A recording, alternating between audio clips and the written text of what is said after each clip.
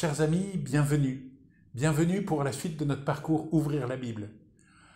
Bien sûr, nous aurions préféré nous retrouver ensemble pour travailler, pour lire, pour échanger. Mais bénis soient les moyens modernes de communication qui nous permettent de continuer malgré la distance. Dans la méthode que je vous propose, à certains moments, nous parlerons de certains passages de la Bible où je vous proposerai une lecture, voire même un exercice à faire. À ce moment-là, vous arrêtez la vidéo, vous faites la lecture du passage que vous n'avez pas lu. Si vous le connaissez, vous pouvez continuer. Vous faites l'exercice que je vous propose. Et puis ensuite, vous remettez la vidéo en route, là où vous l'avez arrêtée, de façon à ce que je puisse vous proposer la réponse à la question ou une interprétation possible de l'écriture à ce moment-là. Voilà, bonne suite de parcours. Aujourd'hui, nous abordons l'alliance. Et certainement, nous allons avoir une séance aujourd'hui et une séance la fois prochaine. L'alliance, qu'est-ce que ça veut dire? Ça veut dire que Dieu fait alliance avec son peuple. Dieu a choisi un peuple, il l'a élu, et il fait alliance avec ce peuple-là. Mais comment est-ce possible? C'est ça ce que nous allons essayer de voir. Le premier texte que je vous propose de lire, c'est le texte Exode au chapitre 3, qu'on appelle le buisson ardent. Moïse était berger du troupeau de son beau-père Jéthro, prêtre de Madian.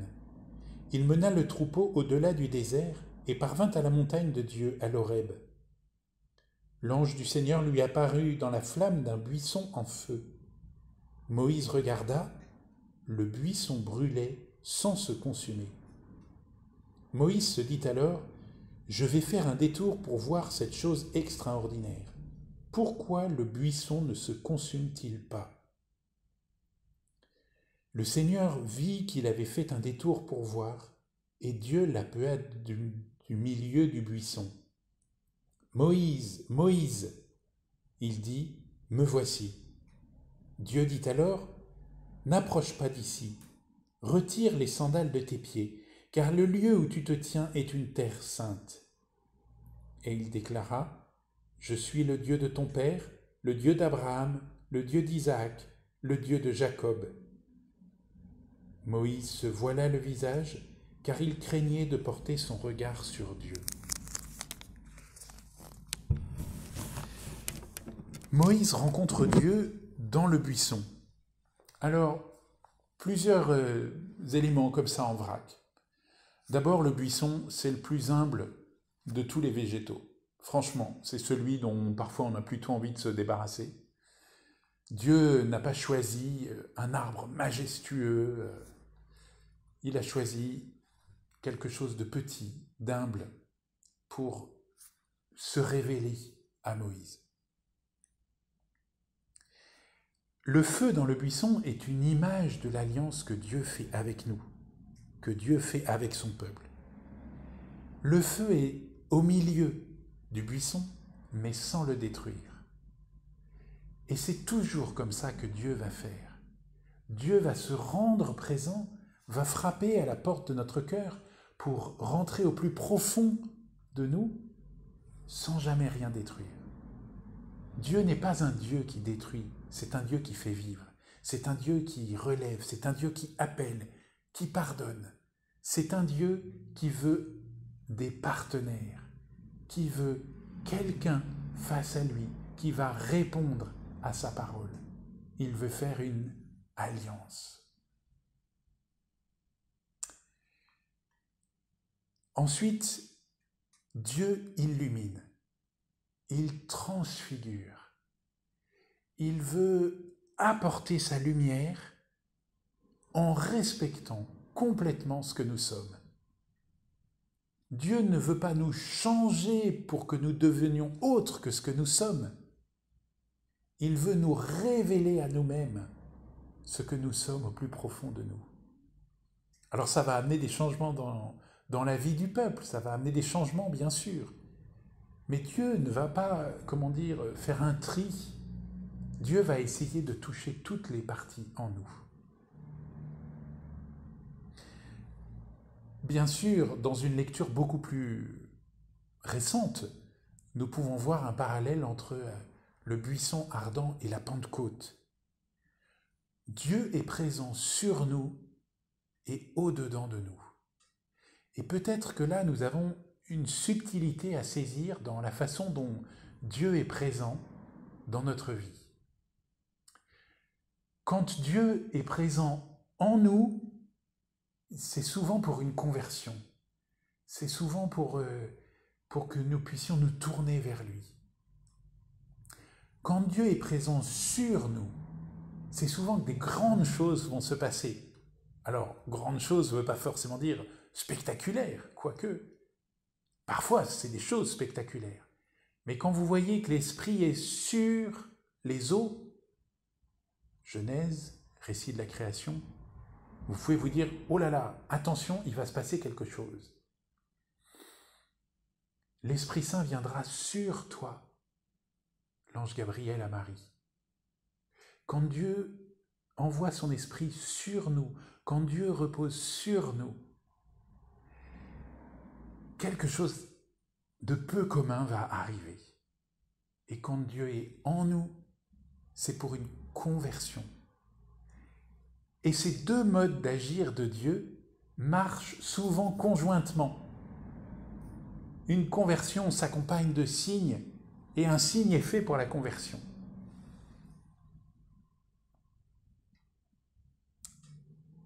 Le texte nous dit, à la fin, dernier verset, « Moïse se voila le visage car il craignait de porter son regard sur Dieu. » Alors ça, c'est quelque chose qu'on va retrouver très souvent dans l'Ancien Testament.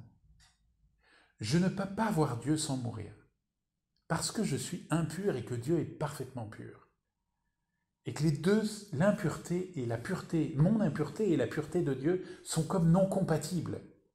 Donc si je faisais rentrer la lumière dans mes infidélités, je ne pourrais pas, avec mes yeux d'homme qui sont limités, assumer l'entièreté, l'infini de Dieu. Et donc, si moi qui suis pécheur, je vois Dieu, je vais mourir. Alors, c'est quelque chose de très profond dans toute l'Écriture, et vous pouvez avoir quelques textes qui vous reviennent comme ça. Par exemple, Élie, qui est dans le creux du rocher et qui entend l'ange lui dire « Dieu va passer », immédiatement Élie se voile le visage. Peut-être de façon plus récente, on peut penser à la pêche miraculeuse en Luc au chapitre 5. Vous savez, Jésus monte dans la barque de Simon, il lui dit avance en eau profonde, jetez vos filets, ils jettent les filets et ils prennent tellement de poissons que les barques s'enfoncent. Et à ce moment-là, Pierre tombe à genoux devant Jésus et lui dit « Éloigne-toi de moi, je suis un homme pécheur. » Parce que je reconnais ici une manifestation de Dieu, mais la manifestation de Dieu est tellement parfaite et moi tellement imparfait que je risque de mourir. Voilà, souvent nous avons ça qui nous est montré, je ne peux pas voir Dieu en face. Il y a donc cette distance qui paraît infinie entre Dieu et l'homme, la condition de Dieu et la condition de l'homme, et pour nous, vu de notre côté, elle nous paraît insurmontable. C'est pour ça que je ne peux pas voir Dieu. Mais Dieu choisit de se révéler. Et ça, c'est la particularité de notre foi judéo-chrétienne. Nous ne sommes pas la religion du livre, nous sommes la religion d'un Dieu qui se révèle, d'un Dieu qui vient à nous, d'un Dieu qui fait alliance avec nous.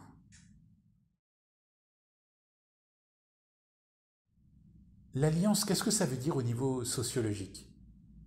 Dans les alliances de l'histoire, il y a plusieurs éléments que l'on retrouve. 1. Une communauté de vie. 2.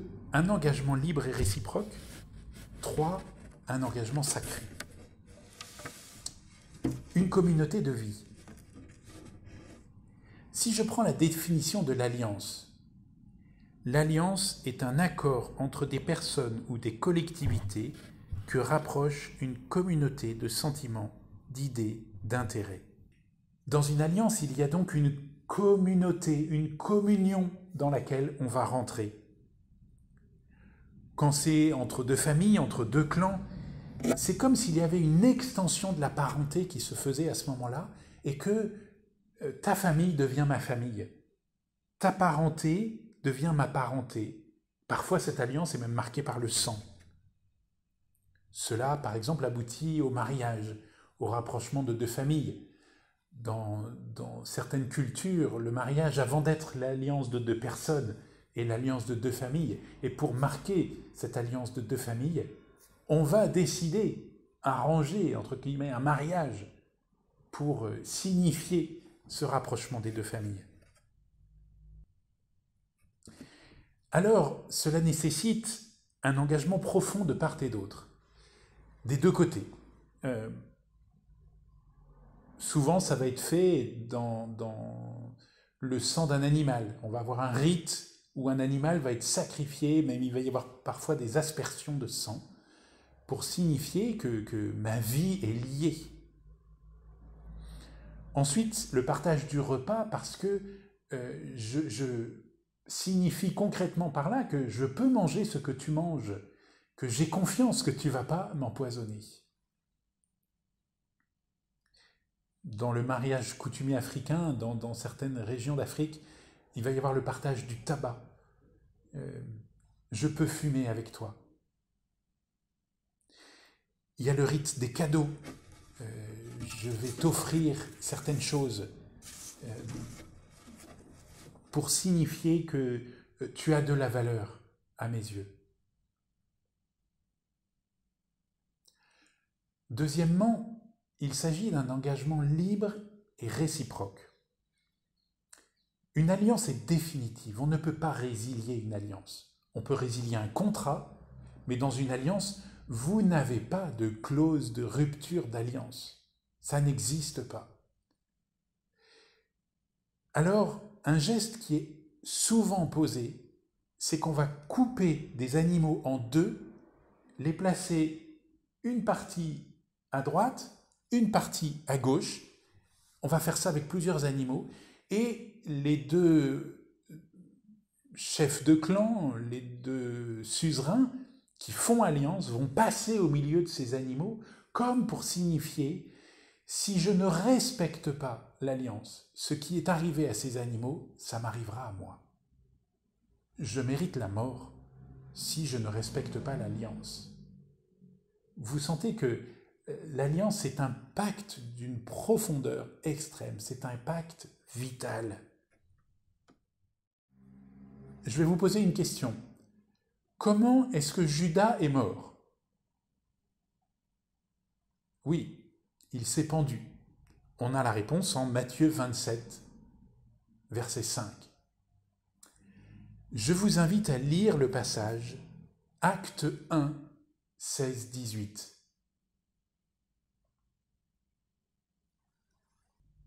Pierre déclara, « Frères, il fallait que l'Écriture s'accomplisse. En effet, par la bouche de David, l'Esprit Saint avait d'avance parlé de Judas, qui en est venu à servir de guide aux gens qui ont arrêté Jésus. Ce Judas était l'un de nous, et il avait reçu sa part de notre ministère.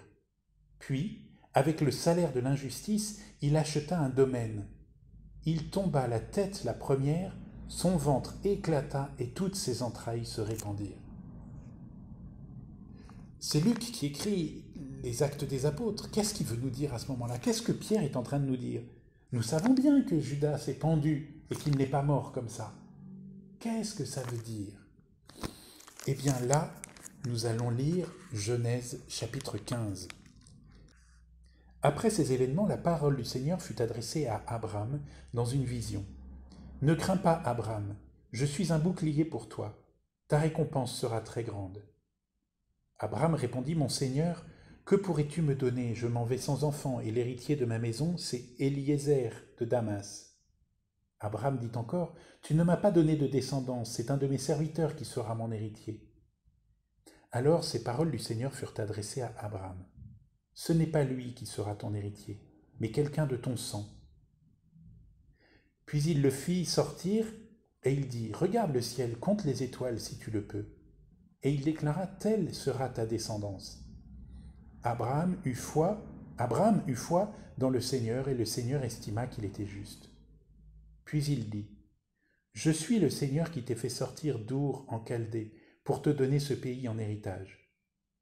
Abraham répondit, Seigneur mon Dieu, comment vais-je savoir que je l'ai en héritage? Le Seigneur lui dit, prends-moi une génisse de 3 ans, une chèvre de 3 ans, un bélier de 3 ans, une tourterelle et une jeune colombe. Abraham prit tous ces animaux, les partagea en 2 et plaça chaque moitié en face de l'autre. Mais il ne partagea pas les oiseaux. Comme les rapaces descendaient sur les cadavres, Abraham les chassa. Au coucher du soleil, un sommeil mystérieux tomba sur Abraham. Une sombre et profonde frayeur tomba sur lui. Dieu dit à Abraham, « Sache-le bien, tes descendants seront des émigrés dans un pays qui ne leur appartient pas. On en fera des esclaves, on les opprimera pendant 400 ans. Mais la nation qu'ils auront servie, je la jugerai à son tour, et ils sortiront ensuite avec de grands biens.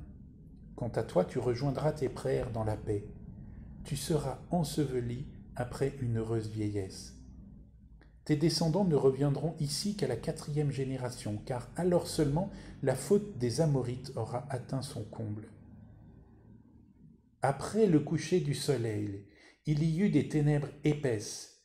Alors un brasier fumant et une torche enflammée passèrent entre les morceaux d'animaux. Ce jour-là, le Seigneur conclut une alliance avec Abraham en ces termes, « À ta descendance, je donne le pays que voici. » Nous voyons ce rite des animaux qui sont séparés. Mais mystérieusement, alors que les 2 parties de l'alliance doivent passer au milieu, Dieu a cette délicatesse avec Abraham de le faire dormir. Et lui seul, symbolisé par une boule de feu, va passer au milieu. Donc Dieu s'engage dans l'alliance. Il engage sa propre vie dans l'alliance en ayant la délicatesse qu'Abraham n'engage pas la sienne. Peut-être parce qu'il sait déjà que l'homme sera infidèle et qu'il ne veut pas que l'homme meure. Il veut que l'homme vive, qu'il découvre que nous pouvons voir Dieu sans mourir, même si nous sommes pécheurs. Que Dieu ne fait pas de cas de notre péché, qu'il aime celui que nous sommes. Il aime ce que nous sommes. Avec une infinie délicatesse, Dieu fait dormir Adam et passe seul au milieu des animaux, engageant dans son amour infini sa propre vie. Et bien sûr, nous pouvons penser à Jésus qui donne sa vie. Mais quand Jésus donne sa vie, ce n'est pas parce que Dieu a été infidèle, c'est parce que l'homme a été infidèle. Donc si nous revoyons ce texte de Genèse, où Abraham est en train de dormir, nous comprenons que quand Dieu passe et qu'il engage sa vie, ce n'est pas simplement pour la partie qui concerne son engagement, mais aussi le nôtre, qu'il vient assumer l'engagement que nous ne saurons pas garder. Jésus meurt par notre faute, parce que nous n'avons pas été fidèles. Alors revenons à Judas. Lorsque Luc, par la bouche de Pierre, nous décrit la mort de Judas, il sait que Judas est mort pendu, mais, me semble-t-il, il fait référence à ce texte-là, en disant, là, profondément, il y a rupture d'alliance. Et donc le fruit de la rupture d'alliance, c'est la mort. Mort de Judas, certes, mais mort de Jésus. Le troisième élément que nous trouvons habituellement dans un document d'alliance profane, c'est qu'on donne à cet engagement une dimension sacrée et qu'on va faire appel à des dieux comme témoins ou au ciel, à la terre. Voilà, on veut donner une dimension infinie, une dimension irréversible. On ne peut pas rompre une alliance. Et donc on va faire appel à quelque chose qui nous dépasse.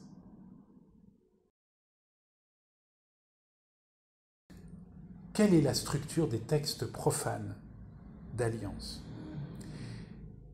On trouve une structure assez stable dans les textes profanes d'alliance et qui reprend des traités de vassalité du Moyen-Orient qui datent d'à peu près 2000 ans avant Jésus-Christ. Il y a 7 éléments. Premier élément, le nom et la titulature du suzerain. Deuxième élément, un prologue historique. Le roi rappelle ses bienfaits par rapport à ses vassaux. Troisièmement, une stipulation fondamentale du traité. C'est pour cela que le traité a été écrit. Quatrièmement, des stipulations particulières.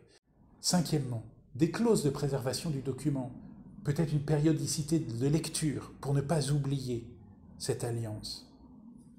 Sixièmement, un appel à témoins, les dieux, le ciel, la terre. Septièmement, les bienfaits et les méfaits conditionnels. Si je suis fidèle à l'alliance, voilà ce qui va m'arriver, et si je ne suis pas fidèle, voilà le malheur qui va m'arriver. Je vous projette cette structure d'alliance, et puis je vais vous inviter à faire un exercice avec. En reprenant le début du décalogue dans Deutéronome chapitre 20, est-ce que vous arrivez à retrouver des éléments qui sont similaires dans l'alliance que Dieu fait avec son peuple, et puis cette structure d'alliance profane. Donc je vous invite maintenant à arrêter la vidéo, vous regardez avec la structure d'alliance profane, Deutéronome au chapitre 20, et vous essayez d'y trouver quelques points similaires.